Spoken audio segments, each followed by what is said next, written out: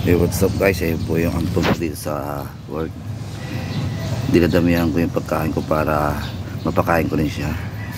Ayan, si Whitey. Siya yung kaibigan ko dito ngayon sa work. Inampun ko siya. Gusto ko kasi siyang alagaan. Yan. Kain ka dali. Kain ka. Kain ka dali. Yan. Yan. Ang harot siya masyado. Yan. Yan, alaga ko. Whitey. Tapos na?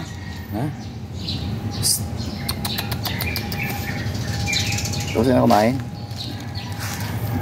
Ano, ulam mo, sabaw yan eh. Yan na. Yan na, dali. Kain ka na.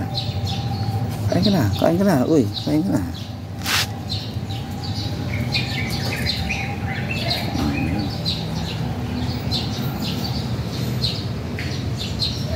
Yan. Yan si Whitey.